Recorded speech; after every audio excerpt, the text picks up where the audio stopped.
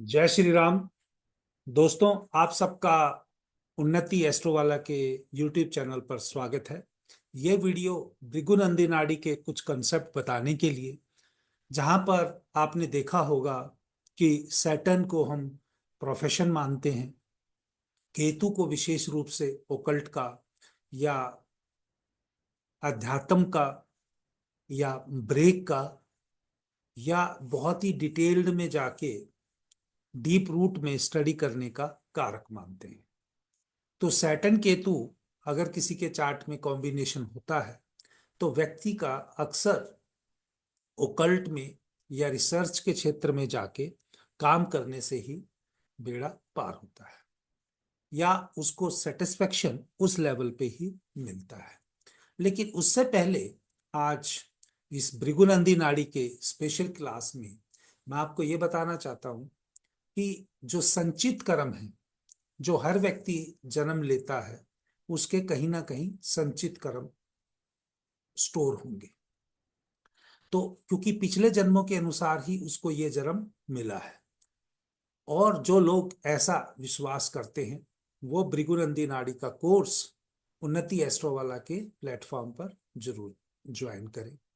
ये कोर्स की फीस, जैसे जातक बहुत बोलते हैं, या इसको महीने के हिसाब से रिड्यूस कर दिया गया है। पर मंथ 1000 रुपीज की फीस रहेगी।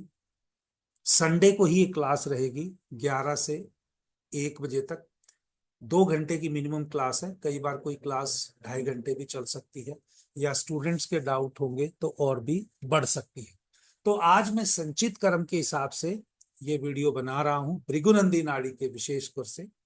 और वहां पर केतु का, जैसा आप ये देखेंगे इस चार्ट में, केतु 3 नंबर की राशि में है, मिथुन राशि में है।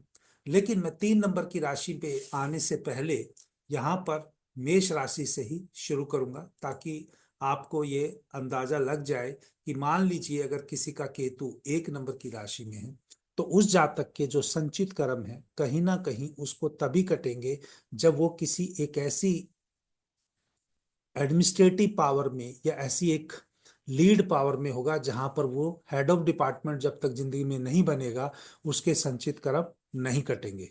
केतु 2 में उसके संचित कर्म तभी कटेंगे जब वो व्यक्ति जीवन भर अपने कर्मों को काटने के लिए मेहनत करता रहेगा। केतु 3 के जातक के संचित कर्म चाहे अच्छे हैं चाहे बुरे हैं तभी कटेंगे जब वो जातक बोलने के काम से या एक्सप्रेशन के काम से संबंधित होगा। केतु 4 के संचित कर्म सेवा भाव से, यानी किसी की केयरिंग करने से ही कटेंगे, अदरवाइज नहीं कटेंगे।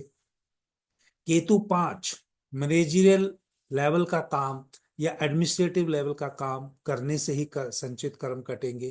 केतु 6 कांस्टेंट लर्निंग, या आप कह लीजिए अपने आप को किसी काम में जब तक आप परफेक्शनिस्ट नहीं बनाएंगे तो आपके कर्म नहीं कटेंगे।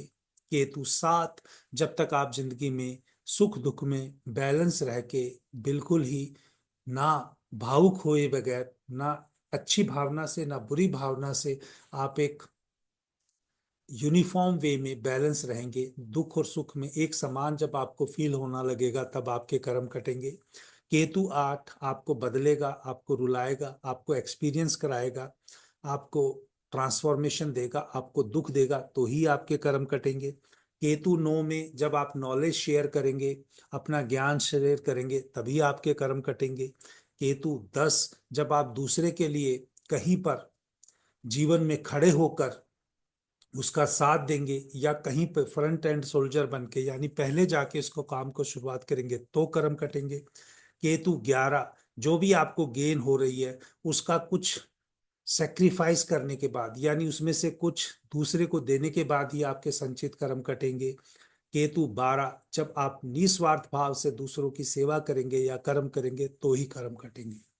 तो ये ऐसे ही प्रारब्ध कर्म, ऐसे ही आपके आगामी कर्म कैसे हो सकते हैं। भृगुनंदी नाड़ी खाली आपको प्रिडिक्शन करना तो आसान है, डिटेल में करना है और भी मेथड है। लेकिन अगर आप भृगुनंदी नाड़ी को समझना चाहते हैं, भृगुनंदी नाड़ी से अपने जीवन को अच्छा करना चाहते हैं, तो उन्नति एस्ट्रोवाला के प्लेटफॉर्म पे ये भृगुनंदी नाड़ी का कोर्स जरूर ज्वाइन करें। ये हिंदू नव वर्ष 30 मार्च को जब स्टार्ट हो रहा है तो उस संडे से ही ये क्लासेस शुरू होंगे, ताकि मैं भी एक अच्छी नॉलेज का सहयोग हिंदू धर्म में अपना निभा सकूं। और ये 1,000 रुपए की फीस उन्हीं लोगों के लिए एप्लीकेबल है जो हर महीने कंटिन्यू रहेंगे। यहाँ पर आपको एक स्कैनर का वो भी दिया गया है, बार कोड दिया गया, आप स्कैन कर सकते हैं, या आप इस नंबर पे लिखे हुए नंबर पर व्हाट्सअप करके और फर्दर डिटेल प्राप्त कर सकते हैं।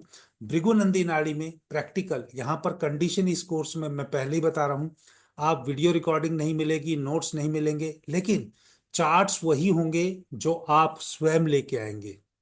हर व्यक्ति को अपने 2 या 3 चार्ट देने की परमिशन रहेगी। जितने ग्रुप में स्टूडेंट होंगे उसी हिसाब से उनके लाइव चार्ट लिए जाएंगे और उन चार्ट के बेसिस पे ही प्रिडिक्शन आपको सिखाई जाएगी। ऐसा नहीं है कि मैं अपने चार्ट लेके आऊंगा, जो भी आपको पढ़ाया जाएगा वो सभी चार्टों पे उन कारक तत्व के अनुसार आपको लगते हुए इवेंट होते हुए दिखाई देगी। अगर आपको ये नव वर्ष में अपॉर्चुनिटी अवेल करनी है, इसको आप ज्वाइन कर सकते हैं। और जैसा जैसा आपका इंटरेस्ट बनेगा, इसमें आपको ये भी नहीं है कि एडवांस देना है। अगर आपको मेरा पढ़ाया हुआ पसंद नहीं आ रहा, 1,000 रुपया दिया आपने, आप निकल जाइए कोर्स से। 2 महीने आपको पसंद आया तो आप बने रहिए।